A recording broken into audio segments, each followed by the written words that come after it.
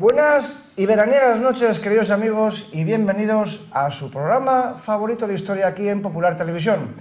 Hoy vamos a hablar de un tema particularmente influyente en la historia de España, cual es la que se llamó Leyenda Negra. Vamos a hablar tanto de sus orígenes en el lejano siglo XV e incluso algo antes, y de sus consecuencias en siglos posteriores, como en las emancipaciones americanas del siglo XIX, en el origen de los separatismos también en la misma época y en la actual islamofilia.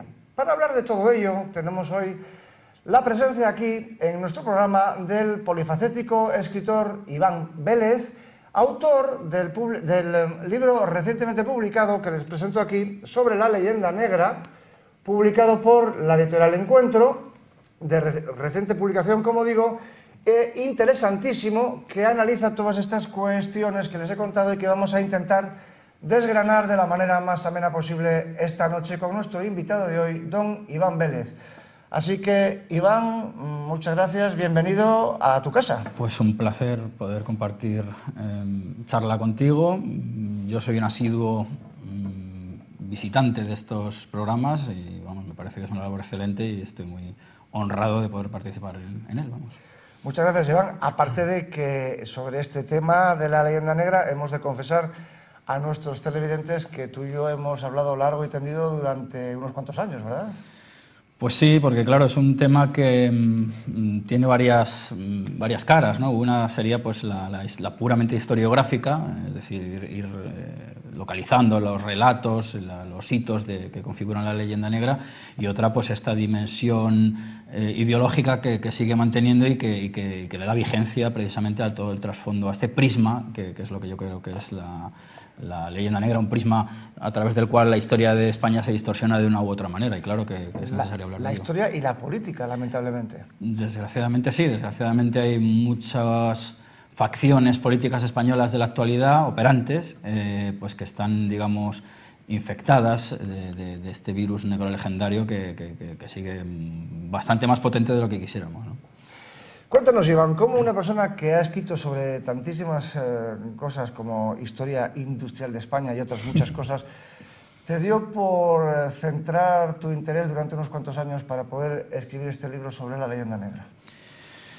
Bueno, sí, puede parecer. Me han preguntado esto alguna que otra vez, pues yo soy arquitecto. O sea, que te alegra que te haga esta pregunta, ¿no? Esta pregunta me han dicho, ¿cómo un arquitecto se le ocurre meterse en estos jardines, ¿no? Y claro, ya la respuesta es muy fácil darla, porque en los tiempos de crisis de la construcción en la que nos encontramos, yo suelo decir así con cierta sorna que, bueno, que es que tengo mucho tiempo libre, pero bueno, el tiempo libre lo podemos dedicar a muchas cosas. Y a mí este es un tema que me ha interesado desde hace tiempo, porque al interés que yo he tenido, casi siempre yo creo, por la historia de España, pues se añadió algo que podemos llamar la filosofía de la historia, que es un poco lo que yo he tratado de hacer en este libro, con mayor o menor fortuna. Entonces, ¿cómo me da por investigar este asunto? Pues el proceso fue más o menos el siguiente. Yo soy un colaborador de la Fundación Gustavo Bueno y en la Fundación Gustavo Bueno se lleva a cabo una cosa llamada Proyecto de Filosofía en Español, donde se rescatan textos y, pues de muchos temas, de muchos tipos. Y hay una sección que yo invito a que los televidentes visiten, que se llama Rótulos, en el cual se rastrean el origen de ciertas expresiones. Y yo lo que empecé es a rastrear el de la Leyenda Negra. El de la Leyenda Negra. Da la dirección de la página web para que nuestros televidentes lo puedan... Bueno, la página web en la Fundación Gustavo Bueno. Fundación Gustavo Bueno, fgbueno.es, y luego filosofia.org. Sí. El que quiera pues puede entrar ahí, hay una cantidad ingente de materiales, muchos de ellos solamente se pueden encontrar ahí, todo textos en español, lógicamente, sí. Y bueno, yo lo recomiendo. Entonces, como digo, hay en el buscador, si alguien pone rótulos, aparece una serie de pues yo que sé, alma catalana, por ejemplo, ¿cuándo se empieza a utilizar? Españolista, ¿cuándo se empieza a utilizar? Y entonces, que estaba sin hacer la de Leyenda Negra, y bueno, pues me puse a indagar hasta que encontré varios usos, y luego entre esos usos, a finales del 19, encontré el que es el primero que hasta la fecha yo conozco. No digo que no pueda haber algún anterior, aunque no creo que muy anterior. Y este es un uso que le da en 1899 Emilia Pardo Bazán en unas conferencias que da en París. en abril del 99. Interesante la fecha, justamente, ¿no? Claro. Recién terminado el desastre del 98. Sí, efectivamente, en el 98 se produce un rebrote de la ideología negro-legendaria, incluso se reedita la obra de las casas, y son los useños yanquis o estadounidenses los que desempolvan esos textos y los vuelven a lanzar tras el casus belli del Maine, pues para darle una cobertura ideológica a la conquista de la perla del Caribe, que era una aspiración desde los tiempos de Jefferson. O sea, sí. Por cierto, ahora que mencionas esto del rebrote del asunto de la leyenda negra con ocasión del desastre del 98, he de aclarar a nuestros televidentes que sobre la leyenda negra, dando que es un tema realmente inmenso y de importancia trascendental, vamos a hacer 2 programas, no 1. Entonces, este primero de hoy lo vamos a dedicar a analizar el concepto de leyenda negra y a los orígenes de la leyenda negra, tanto, digamos, en su faceta inquisitorial como en su faceta americana. Es decir, en la época dorada, digamos, del Imperio Español y de la creación, por parte de los enemigos del Imperio Español, de la leyenda negra. Y en el programa siguiente, también con nuestro invitado de hoy, Iván Vélez, trataremos sobre las consecuencias que la leyenda negra tuvo en siglos posteriores, empezando por la autorización que de ello se hizo, de la hispanofobia, digamos, para legitimar el deseo de emancipación de las nacientes repúblicas hispanoamericanas en los años iniciales del siglo XIX. Posteriormente, como muy bien ha dicho Iván, el rebrote en el año 98, en concreto, como arma propagandística a favor de los yanquis en contra de la presencia española en América, y luego también de la gran influencia, enorme influencia que tuvo la leyenda negra en el nacimiento de los separatismos vasco y catalán, quizá más en el caso del catalán, aunque en ambos. Y finalmente también hablaremos de los últimos coletazos, digamos, de la mentalidad negro-legendaria, de la hispanofobia, que conducen, en primer lugar, a la islamofilia como reacción contra la cristianofobia, perdón, como consecuencia de la cristianofobia, y de los movimientos indigenistas que todavía siguen naciendo y desarrollándose en suelo americano. Hecha esta aclaración, Iván, vamos pues a hablar de la leyenda negra. Yo creo que quizás sería un pequeño homenaje que debemos al gran, no creador, pero sí por lo menos al gran sistematizador del concepto de leyenda negra, que fue Julián Juderías. Vamos a hablar un poco del libro que por cierto tengo aquí, del que luego hablaremos. Cuéntanos. Bueno, Julián Juderías gana un concurso que convoca, creo recordar, que la Ilustración española y americana, en el cual pues esto es interesante, porque si hemos dicho que en el 98-99 se acuña el término, no es que se acuñe, sino que se emplea ya con un sentido específico, porque sí que hay leyenda negra utilizado en español un poquito antes, pero en el sentido específico de leyenda negra antiespañola, con la crítica ideológica a todo lo que ha supuesto la obra española en Europa y en América, se acuña en el 99, pero en el 14 es cuando el mozo de lenguas, Julián Juderías, que era un hombre muy viajado, muy leído, muy influenciado por Juan Valera, pues hace una serie de entregas que acaban dando lugar a este libro, La leyenda negra y la verdad histórica. Me parece que le falta el subtítulo en esta edición. Lo mostramos a nuestros televidentes por si les interesa. Julián Juderías, La leyenda negra, es el primer gran clásico sobre esta cuestión, escrito en 1914 por Julián Juderías. Hay una nueva edición reciente de la Junta de Castilla y León. Es un libro realmente magnífico y es un libro clave en la historiografía española del siglo XX y de todas las épocas. Sí, y es un libro donde, efectivamente, como decías tú, sistematiza, porque hay muchos materiales que están dispersos, muchos los emplea Emilia Pardo Bazán, que es una mujer que escribió muchísimo. Emilia Pardo Bazán es una escritora de primerísimo nivel. De hecho, la Sociedad de Conferencias de París, cuando la invita para que dé esa conferencia titulada La España de ayer y la de hoy, pues es la primera mujer que es invitada a hablar en ese salón parisino. Como digo, Emilia Pardo Bazán ya había tratado muchos temas clásicos de la leyenda negra. Por ejemplo, hay un gran análisis por entrega, sobre todo en el ABC, de los conquistadores españoles. En fin, es una mujer muy interesada en figuras como Cortés, como Pizarro, pero ciertamente Juderías lo que hace es sistematizarlo, porque no solamente trata aspectos más o menos puntuales, sino que efectivamente traba ese sistema, ese conjunto de temas entrelazados, entre los cuales pues aparecen algunos de los problemas más acuciantes que se han tenido a la hora de construir la leyenda. Por ejemplo, la imposibilidad del español para la ciencia es algo que él lo refuta con datos, pues, con un concepto de ciencia muy concreto. Era una querella que ya estaba sobre la mesa. Está el asunto americano perfectamente tratado, está el asunto inquisitorial también puesto sobre la mesa. En fin, efectivamente, Juderías es el gran sistematizador. Tengo que decir que muchos autores o muchos estudiosos de la leyenda negra, claro, el primer clásico al que se acude es al de Juderías. Otros piensan que el que acuña la expresión es Blasco Ibáñez. Y es cierto que Blasco Ibáñez, en unas conferencias que da en Buenos Aires en 1909, hay una de ellas titulada La leyenda negra. Ajá. Pero es que resulta que la potencia escritora, casi industrial, de Emilia Pardo Bazán hizo que esa conferencia que da en París en el 99 enseguida salte a la prensa internacional, la española entre ellas, y son muchos los que ya utilizan esa expresión. Claro. O sea que hay una serie de hitos, pero yo creo que el primer trazo así general lo da Juderías. Vamos a leer la definición que de leyenda negra dio Julián Juderías, porque es realmente magistral y así podemos, digamos, meternos en materia con un concepto claro, ¿no? Definió Julián Juderías a la leyenda negra como el ambiente creado por los relatos fantásticos que acerca de nuestra patria han visto la luz pública en todos los países.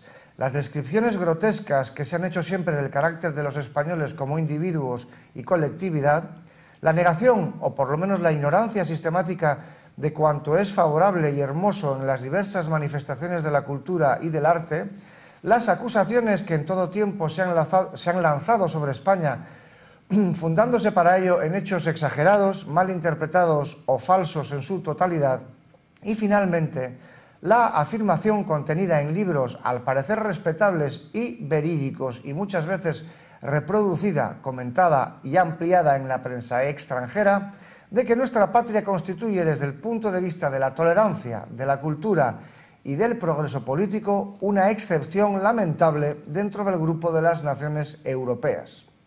La verdad es que es una definición... Sí, está muy completa. Muy completa. Yo subrayaría además la última línea, una excepción lamentable dentro del grupo de las naciones europeas, porque evidentemente cuando esto se plantea, y hoy en día sigue siendo igual, el contexto en el que evidentemente analizamos España es en el contexto europeo occidental. Es decir, a nadie se le pasaría por la cabeza establecer un paralelismo entre España y China, o entre España y Afganistán, o entre España y Kenia. Estaba claro que el entorno histórico, civilizatorio, con el cual se comparaba España, era la Europa occidental, ¿no? La Europa rica, la Europa de los imperios de esa época, al fin y al cabo, ¿no?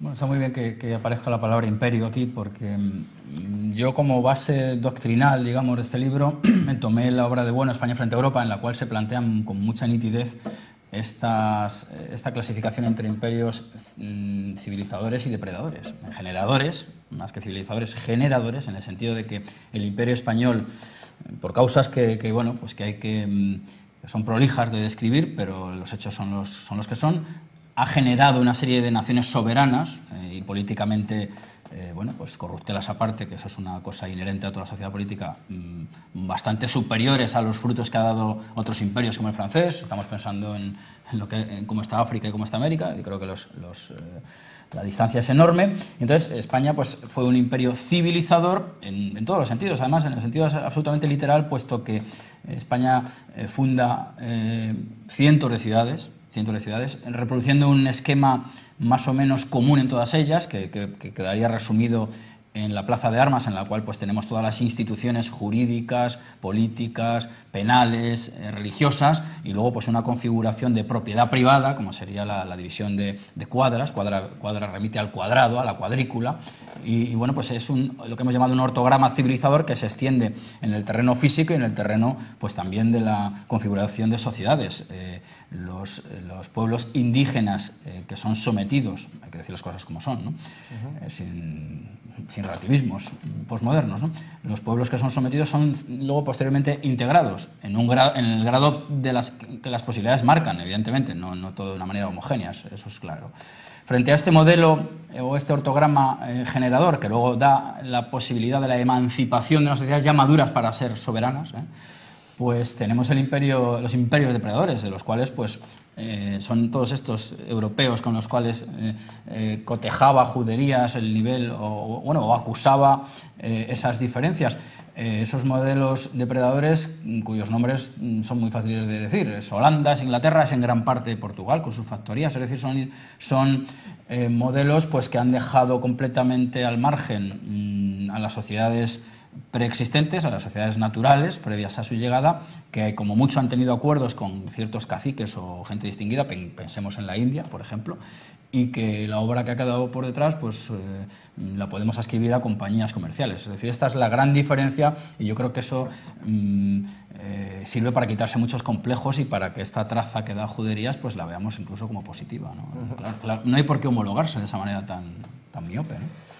Vamos a ir dando pasos entonces en el tema, y una vez definido lo que es el concepto de leyenda negra y definido el contexto político internacional en el cual se empieza, digamos, a hablar y a escribir sobre ella, que es finales del siglo XIX, vamos a los orígenes de la leyenda negra. Y curiosamente tenemos que hablar de Cataluña, ¿verdad?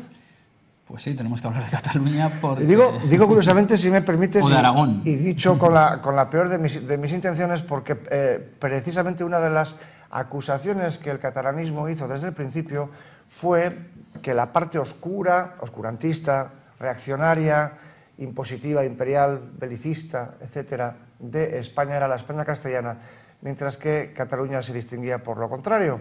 Y sin embargo nos encontramos con que todos los eruditos que han estudiado la cuestión de la leyenda negra, la cuestión, para ser exactos, del nacimiento del sentimiento antiespañol, sí, tuvo origen precisamente en la expansión del reino de Aragón, llevado fundamentalmente sobre las olas, digamos, por los catalanes, antes del siglo XVI. Cuéntanos. Sí, sí. Bueno, pues sí, la verdad es que la expansión mediterránea, que es llevada a cabo por la Corona de Aragón, claro, es que aquí hay un juego muy interesado, porque cuando interesa por parte de los catalanistas, no de los catalanes, no hay que distinguir claramente. Está claro. No tiene nada que ver un catalanista con un catalán, no tienen por qué identificarse en nada, ¿no? Desde mi punto de vista son la antítesis. Bueno, lo son, claro. Vamos a ver, la expansión mediterránea del Imperio de Aragón, y digo que es curioso porque cuando se trata de cargar con las culpas se le endosa a Aragón, pero cuando se trata de intentar recoger los frutos, pues es una empresa catalana, ¿verdad? Bueno, pues se producen por parte de los almogávares, almogávares que por cierto es una palabra que no hay que circunscribir solo a Cataluña, porque era una especie de partidas bandoleriles de mercenarios. O mercenarios, ¿verdad? Que actuaban en varios puntos de la España medieval, vamos a dejarlo ahí, ¿no? Y sí que es cierto que los grandes excesos que se cometen en Bizancio y sobre todo en Italia dan origen a ya un sentimiento de rechazo.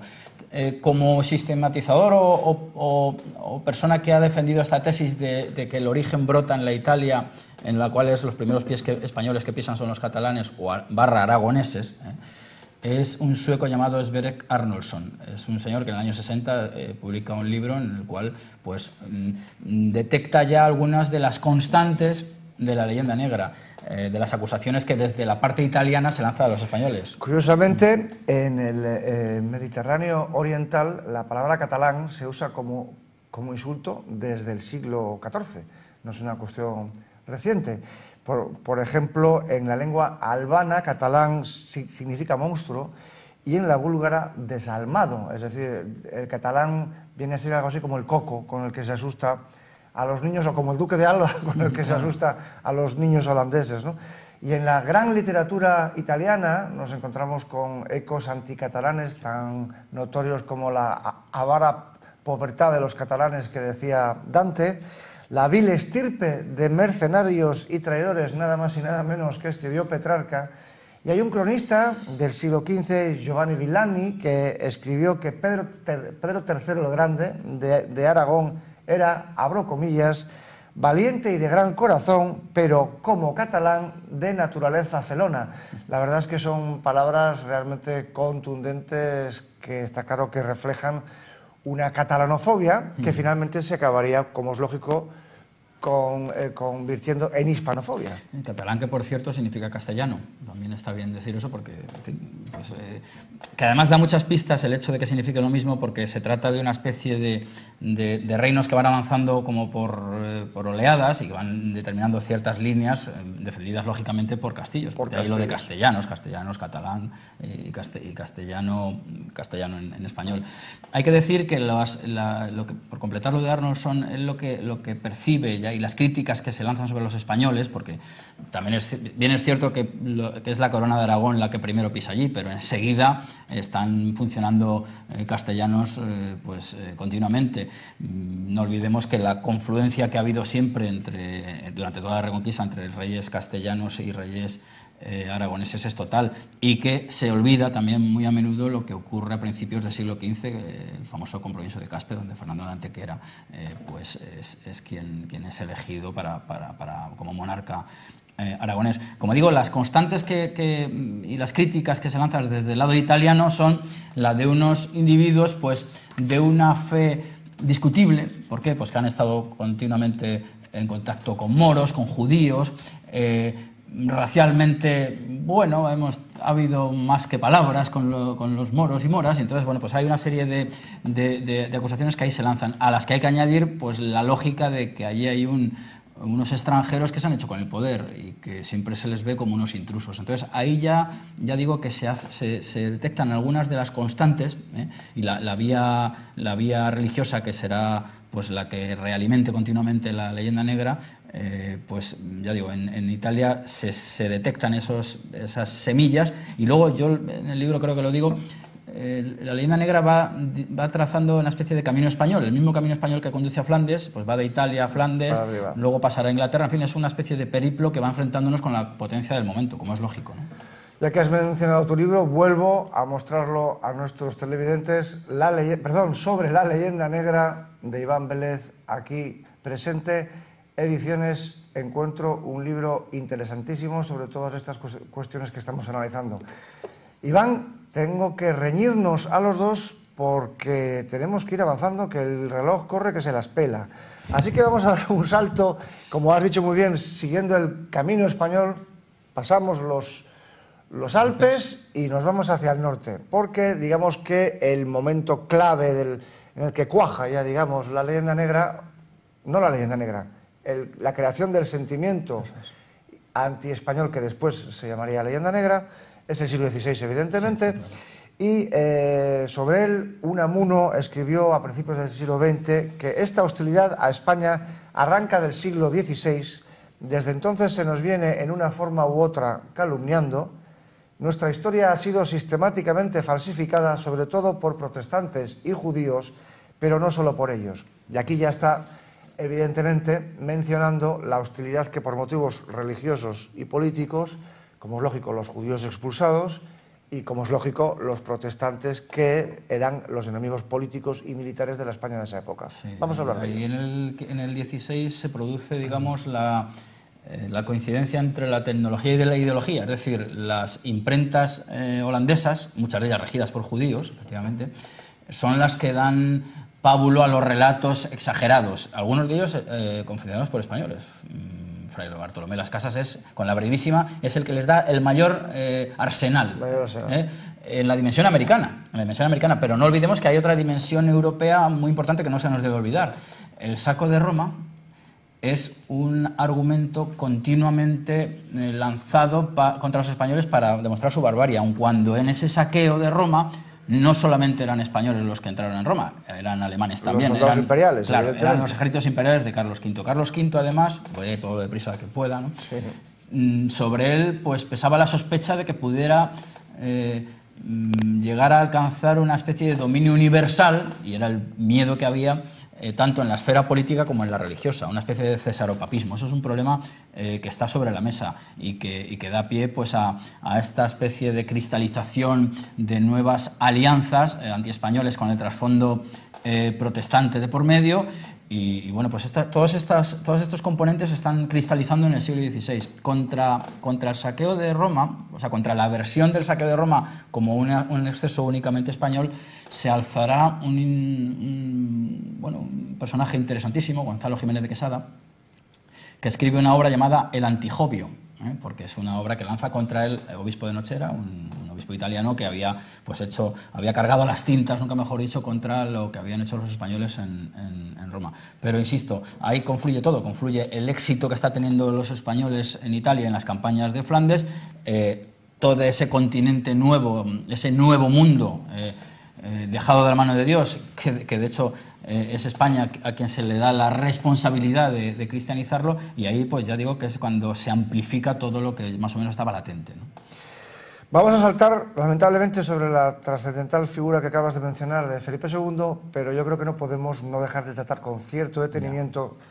Cuando digo cierto detenimiento son 3 o 4 minutos, porque no tenemos para más, la Inquisición, porque evidentemente sobre ella ha recaído la mayor parte de la culpa de la mala imagen de España, ¿no? Así que vamos a hablar un poco, digamos, de la leyenda negra inquisitorial.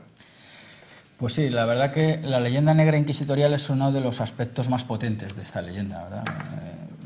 ¿Por qué? Pues porque la Inquisición tiene una imagen absolutamente impactante, ¿no? Yo el capítulo lo empiezo con El pozo y el péndulo, el famoso relato de Allan Poe, que de la Inquisición probablemente sabía poquísimo, ¿verdad? No tenía ni idea. Las brumas del alcohol poco podía saber. En el relato, ¿no? Lo es, sí, sí. Pero sí, es así, ¿no? El de Baltimore era un hombre de trago largo. Y bueno, pues vamos a ver, la Inquisición, hay 2 tipos de Inquisiciones, bueno, no vamos a perdernos en ello, pero bueno, digamos que la implantación en España, que se le venía reclamando desde fuera, ¿no?, es tardía. Aun cuando también hay que decir que la eclesiástica donde primero se implanta es Aragón. Pero bueno, sí, la Inquisición española que todo el mundo tiene en mente, la de estos sádicos quemando continuamente gente en los autos de fe... Entre paréntesis, leyenda decimonónica. Es que es lo que quería decir, efectivamente. Sí, sí. Lo que quiero dejar claro es que la implantación es tardía. España es invitada a montar este Tribunal de la Fe, insisto. Estamos viendo quiénes son aquellos malos cristianos. No estamos juzgando a quienes no lo son, sino aquellos que son judaizantes, por ejemplo, son los que, o protestantes, eran los 2 grandes grupos que podían verse amenazados por los autos de fe. Los autos de fe tenían una estructura teatralizante verdaderamente espectacular, pero en absoluto eran la orgía de sangre que se presenta en el cine más burdo, ¿verdad? Hay que decir que a la Inquisición pertenecían las gentes más distinguidas, ¿eh? La gente quería ser familiar de la Inquisición, que era uno de los cargos que había. Hay que decir que los primeros inquisidores generales eran conversos. Judíos conversos. Empezando por Torquemada. Y por Deza. Diego de Deza también era un judío converso. Es decir, que era un tribunal, además, garantista. Era un tribunal de la fe y, además, más garantista que los tribunales ordinarios que había y de los cuales todavía hemos heredado los actuales, aunque haya desaparecido la Inquisición. Y sí que es cierto que la leyenda negra o la mala imagen de la Inquisición se produce sobre todo en el XIX. Al hilo de la llamada Ilustración. Uno de los mitos que yo invito a la gente a revisarlo, porque la Ilustración que se fabrica, sobre todo, por ejemplo, en Francia, pues como metáfora de la luz, necesita una sombra, que sería en este caso la española sobre todo de las mazmorras y lóbregas y oscuras, ¿verdad? Y bueno, pues es cuestionable que en España no haya habido Ilustración, y si no lo ha habido otras cosas que a lo mejor son más interesantes. Sí, sí. Ahí lo dejo. Y por cierto que esta dicotomía Francia-luz, España-oscuridad la refleja el propio Poe en el relato que acabas de decir, porque los que vienen a liberar al pobre torturado en el último momento son los soldados napoleónicos, ¿no? Sí.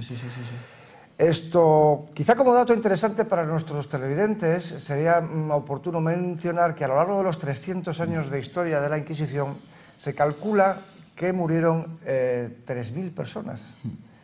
Todo el mundo cree que fue una especie de orgía de sangre, pero si pensamos a pensar que 3.000 personas fueron los ejecutados en 300 y pico años, la mayoría de los cuales, por cierto, en la época de Torquemada, en la época, digamos, de la gran limpieza que tuvo que hacer de los judaizantes, de los falsos conversos, en los años de alrededor de la expulsión, pues nos damos cuenta de que es de risa si lo comparamos con los 30.000 muertos en una sola noche de la noche de San Bartolomé, ¿no? Es decir, 10 veces más en Francia por motivos religiosos en una noche que en 300 años de Inquisición. Y otro dato importante en una televisión católica como la que estamos. Vamos a ver, la Inquisición española fue un verdadero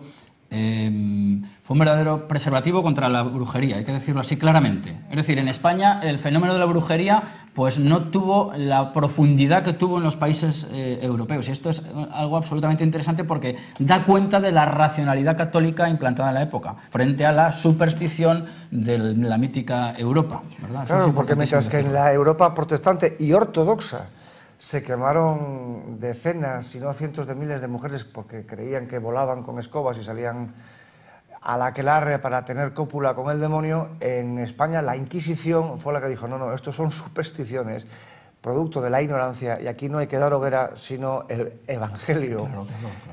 Y sin embargo los españoles nos lo hemos tragado, porque evidentemente los principales culpables de la pervivencia de la leyenda negra, como ya analizaremos en el próximo programa, somos los propios españoles. Yo les voy a contar una anécdota curiosa que me sucedió a mí hace 4 años. Estaba visitando la hermosísima localidad onubense de Aracena, en el norte, y en el trenecito que te lleva por la ciudad, exactamente igual que nuestro Magdaleno de la península de la Magdalena, hay una cinta grabada que va explicando a los turistas los sitios por los que va pasando. Y hay una plaza, no me acuerdo cómo se llama ahora, en la que esta cinta grabada cuenta que ahí fueron quemadas no sé cuántas brujas en el año 1483.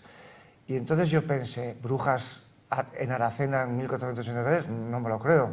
Los únicos procesos de brujas dignos de ser tenidos en cuenta son los de Zugarramurdi, los de Logroño, ya en el siglo XVII, y que justamente a partir de ahí fue cuando se dijo que todo esto era una tontería.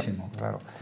Y en el trenecito, como digo, se decía que aquí habían muerto no sé cuántas brujas. Y entonces yo pensé, no, aquí lo que habrán muerto son judíos. Porque el problema político, que no supersticioso, sí, político, de esa época eran los judíos. Muy bien. Y efectivamente lo consulté y los que habían muerto ahí eran no sé cuántos, 10 o 15 judíos, porque era un problema político.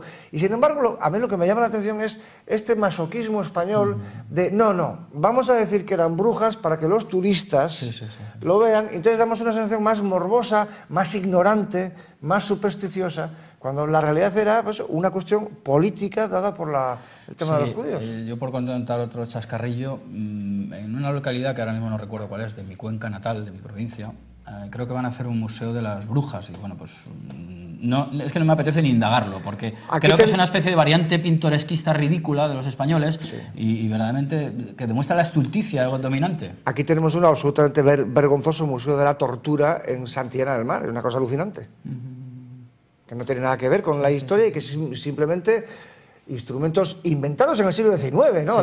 ¿Cómo se llamaba? La doncella, el con pinchos, ¿no? Sarcófago que se cierra sobre sí misma. Unas tonterías eso, absolutas, ¿no? Eso es más propio de un grupo heavy, ¿verdad? Sí, que de un historiador. Que de un historiador. Vamos a dar otro paso porque el reloj siempre va a velocidad de ventilador, querido Iván.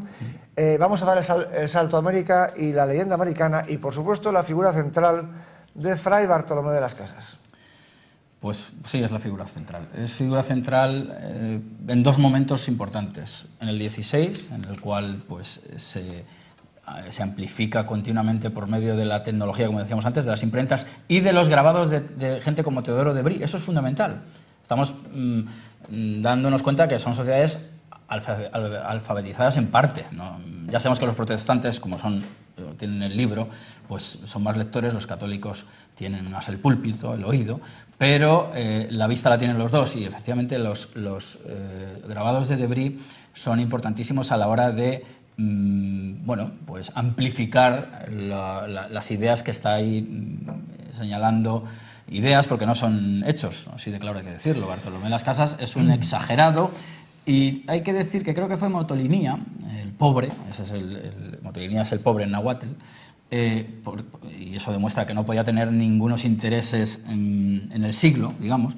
Se dio cuenta de que obras como las de Las Casas eran una munición extraordinaria para los enemigos, no solo él, sino más personas también dentro de la Iglesia. Hay que ver también que la Iglesia tenía órdenes enfrentadas. El fenómeno es mucho más complejo de lo que pueda parecer, pero desde luego el que da toda la munición a los protestantes, a los herejes protestantes, es Las Casas. Pero es que luego resulta que Las Casas es retomado por figuras como Bolívar. Y Las Casas es... Fijémonos en la sutileza y en el trasfondo que tiene la cuestión, es llamado el apóstol de las Indias, el apóstol de las Américas, y claro, es en el que se basan. Nosotros éramos ya unas sociedades, ha habido un paréntesis, el español lo cerramos, y cerramos esta época de oprobio, de la cual el primer descriptor sería Las Casas. Las Casas es fundamental. Aclaremos que Teodoro de Bry fue un impresor flamenco que añadió unas imágenes celebérrimas que habrán visto ustedes muchas veces, de unos indios que, por cierto, de indios no tienen ningún aspecto, siendo cocinados y descuartizados y estrellados contra las rocas por los españoles, y lo publicó en Flandes en 1597, es decir, en el mismo momento en el que estaba la guerra de Flandes, evidentemente, sí. El duque de Alba y compañía. Es decir, se utilizó como munición contra los españoles, y esas mismas imágenes de Teodoro de Bry, como ya comentaremos en el próximo programa, también se volvieron a utilizar en la reedición que se hizo en Nueva York precisamente, qué casualidad, en 1898. No nos vayamos de América sin mencionar en qué consistió la controversia de Valladolid, porque esto es esencial precisamente para destrozar la leyenda negra americana. Claro, es esencial, es un tema complejo. Yo voy a recomendar un libro para el que quiera ahondar más, de Pedro Insua, titulado Hermes Católico, que se hace vamos, yo me he basado en él, hay que decir las cosas como son, revelar las fuentes, por supuesto.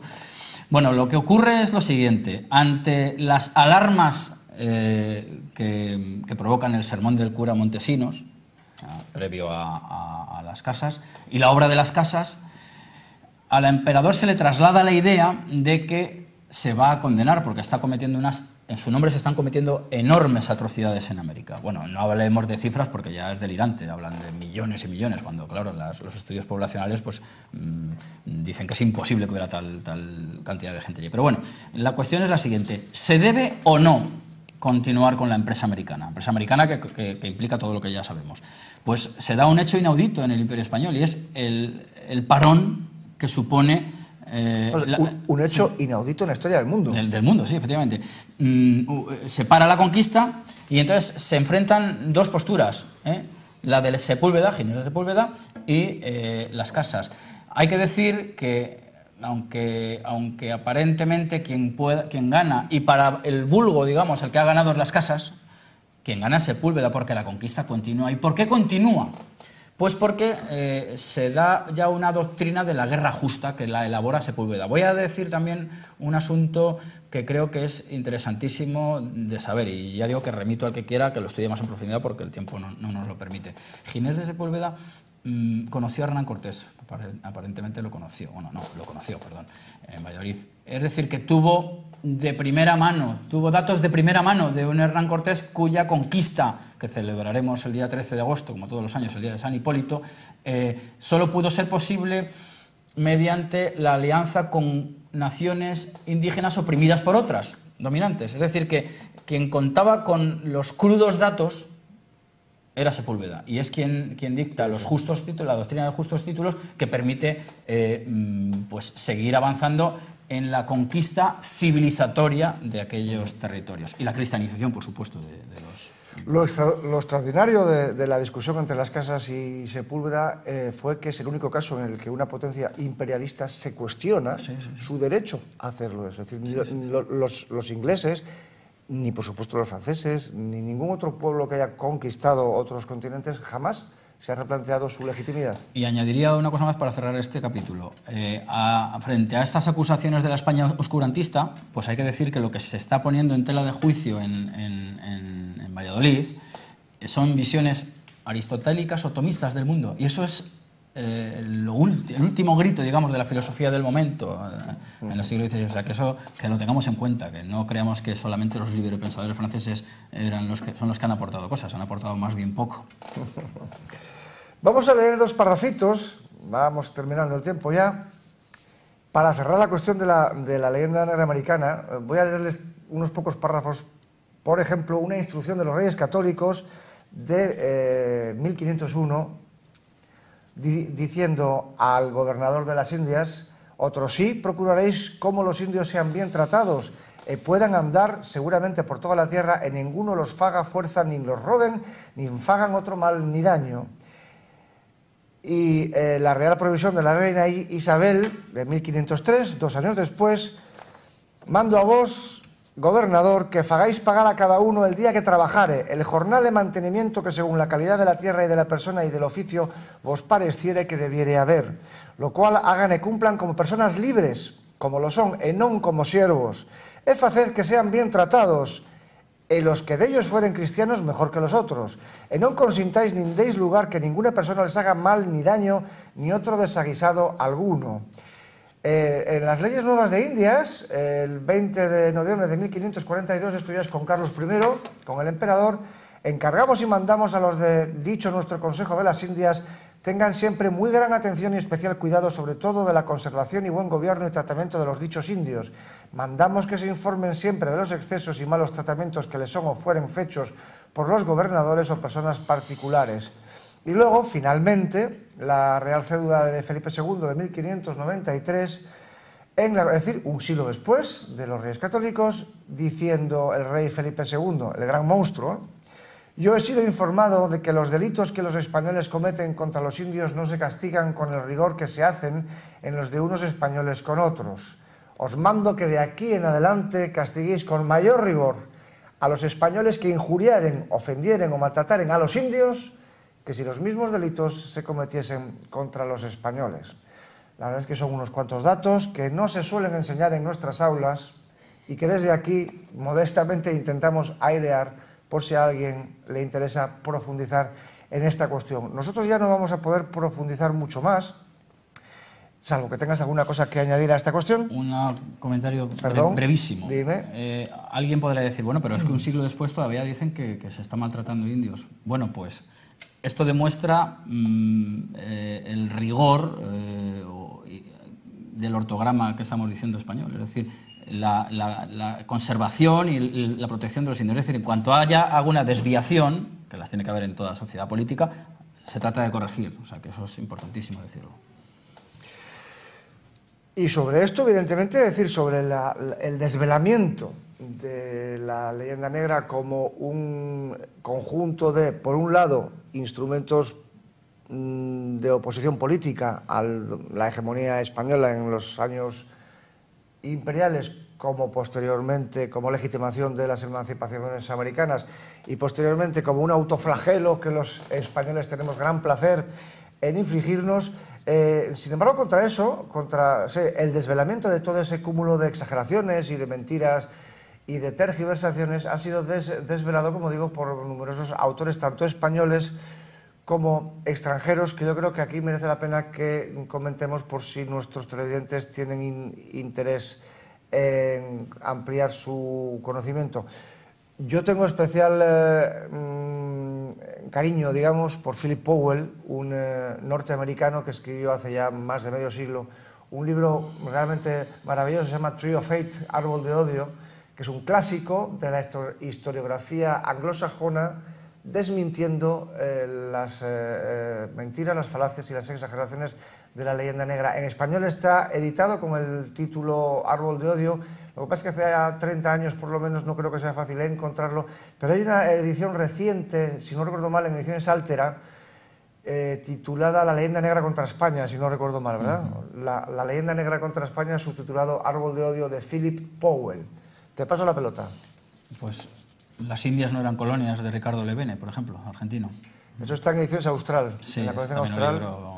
Otro argentino, Rómulo Cabria, pedantísimo, por cierto, pero un libro muy interesante. No me acuerdo del título. No, ahora mismo tampoco me acuerdo. Es sobre la leyenda negra, sí, Rómulo Cabria. Sí, Rómulo Cabria, no me acuerdo exactamente del título, yo tampoco. Pero yo daría también otro para los que estén interesados en temas de la escolástica, que son muy importantes a la hora de entender las emancipaciones americanas.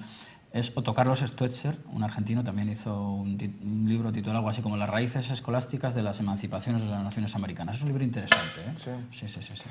Y luego, digamos, como analistas generales de los siglos imperiales españoles y que además han dedicado monografías a aspectos concretos de la ley negra como la Inquisición, tendríamos que hablar de los británicos Eliot y Kamen. Kamen tiene varios libros porque ha ido escribiendo sobre ello a lo largo de su vida y tiene varias ediciones sobre la Inquisición, que son realmente interesantes, de Kamen, y luego los de John Eliot sobre el Imperio también son...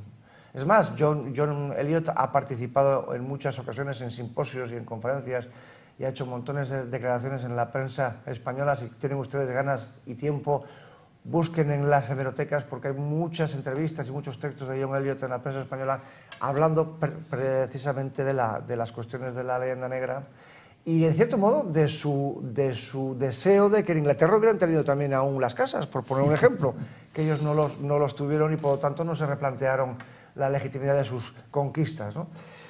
Pero bueno, aparte...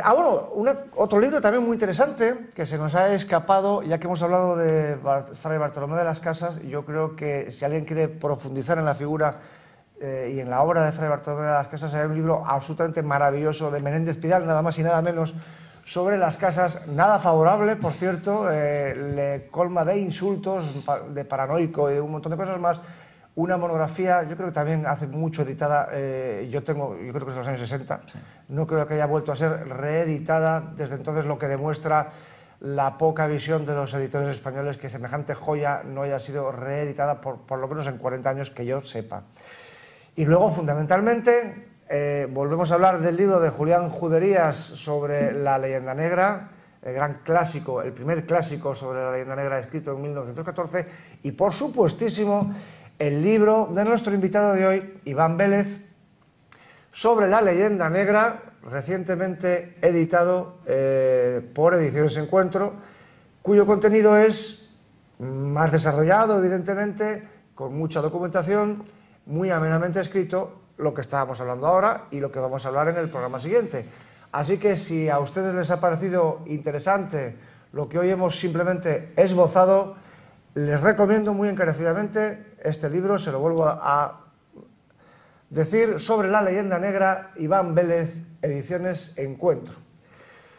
Bueno, Iván, pues hemos llegado al final, pero gracias a Dios no te vamos a decir adiós, sino hasta luego, porque en el próximo programa vamos a seguir hablando de las consecuencias posteriores de la leyenda negra. Se lo vuelvo a explicar a nuestros oyentes: el efecto de la leyenda negra en las emancipaciones americanas del siglo XIX, el efecto en el 98, el efecto en la autorización por parte de los separatismos en sus orígenes de finales del siglo XIX y en sus manifestaciones más recientes de indigenismo y islamofilia.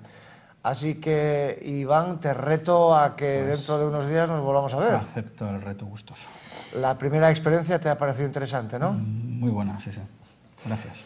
Bueno, pues ya saben que estamos ansiosos, queridos televidentes, por recibir sus comentarios, sus preguntas, sus sugerencias e incluso sus parabienes, si los hubiera, que seguro que los hay a montones, sobre nuestro invitado de hoy, Iván Vélez, y sobre lo que hemos hablado. Nos gustaría muchísimo conocer su opinión sobre lo que acabamos de comentar y, por supuesto, sus opiniones sobre programas futuros. Y les recuerdo una vez más el correo electrónico al que ustedes pueden dirigirlo. Ahí lo tienen en el faldón de su pantalla: historiaspopulartv@gmail.com. Se lo repito: historiaspopulartv@gmail.com. Cuento con sus comentarios, cuento con sus preguntas, cuento con sus condenas, cuento con sus parabienes, cuento con sus alabanzas y, por supuesto, cuento con todos ustedes en el próximo programa de Historia e Historias aquí en Popular Televisión. Muy buenas noches.